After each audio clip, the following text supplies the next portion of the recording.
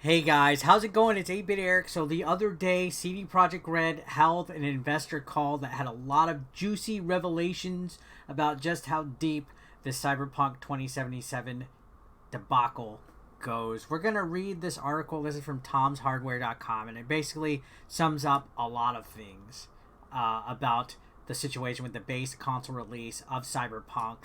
I've been covering it as best as I can for the most part for the last week or two. Everything from how CD Projekt Red hid how the console version performs, how it was PC only reviews, how they just basically threw everything to Sony and Microsoft for the refunds. It didn't even specify that there's no guarantee that refunds can happen. Let's read this article, guys. Before we get into it, if you're not subscribed yet, click that red subscription button down below. Let's do this. So Cyberpunk 2077 developer, we ignored the signals about console versions, and the refunds are subject to Microsoft and Sony's normal policies. So this is the biggest dilemma right here in regards to refunds. We've covered a little bit of it on the channel. This is just basically going to be a good summary of what's going on, and it includes some stuff from the actual investor call that happened a couple days ago as of this recording. So it says CD Projekt Red, the developers of Cyberpunk 2077, further acknowledged issues with the PlayStation 4 and Xbox One versions of the game in a conference call held yesterday. The game had a strong opening, and we got positive feedback from players enjoying it on stronger machines, PCs, and next-gen consoles and Stadia. But the initial feedback from those playing it on the oldest last-gen consoles is way below our expectations, said Adam Kicinski, joint CEO of CD Projekt, per a transcript of the investor call. So he's acknowledging that it ran decent on next-gen consoles and PCs. I played it on the Series X. I can confirm that I've had no game-breaking glitches. I've had, your regular bugs, your funny stuff, but nothing too bad. This goes on to say he admitted that following 3 delays, management wanted to get the game released, that we ignored the signals about the need for additional time to refine the game on the base last-gen consoles. So they just said, fuck it, let's ignore it, we're not going to do anything about it. And now he's saying it was the wrong approach and against our business philosophy. So is this damage control? I think this is damage control. I would say that. And he says, especially when the company showed the game primarily on PC and marketing. He followed up stating that the company hopes to rebuild the trust we have lost.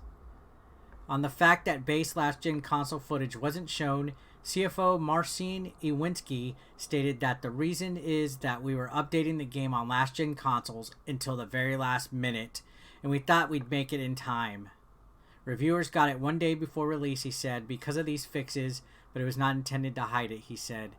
Console reviewers did not get it a day before release. It was all PC people, by the way. Yesterday, CD Projekt Red tweeted from the game's account that those who bought the game and were happy could seek refunds directly from the Xbox and PlayStation online marketplaces, as well as attempting to return physical disc.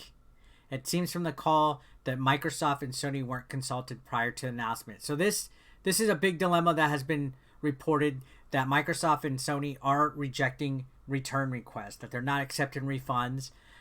They failed to clarify it until the investor call, that there was no guarantee. Again, CD Projekt Red kind of not giving the whole truth when they make statements. So here's what he says. One has to understand Microsoft and Sony have refund policies for every product that is released digitally on their storefronts, said board member Michael Nowakowski. Despite several articles I've seen that things are being set up just for us, it's actually not true. These policies are in place and have always been in place. They're not offered specifically for us.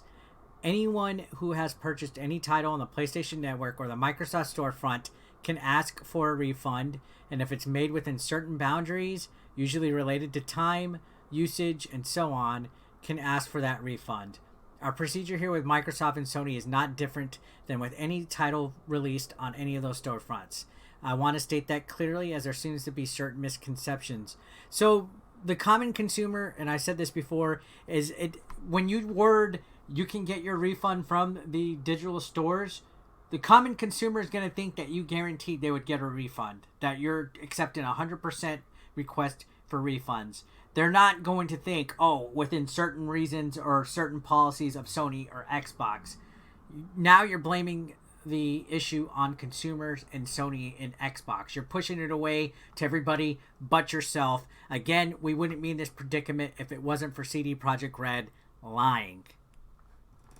So it goes on to say many users have found that they're not receiving refunds, particularly on PlayStation. The company has also stated it would prefer customers do not return the game, but be patient and wait for a series of patches coming to improve performance on the Xbox One and PS4 versions of the game. Kaczynski added that while sales numbers will be announced to investors in a sales report near Christmas, the company hasn't decided on whether it will share the number of refunds outside the company. So definitely a lot to dissect here. This is just a little bit of an update, a little bit more in depth on the investor call. This situation sucks, honestly, but again, it's CD Projekt Red's fault. They're the ones who just failed to be honest. They misled the consumers. They could have been open about how it performed on last-gen consoles, and they didn't. So now we're at this mess where they're losing stock. People are asking for refunds. Sony's denying it. It's just a whole bad juju that CD Projekt Red is going to have a hard time climbing out of. Anyways, guys, thank you so much for watching the video as always. If you're not subscribed yet, would you consider doing that? Hit that subscription button, enable your bell notifications so you don't miss when I upload. I'll see you guys on the next one. Thanks a lot.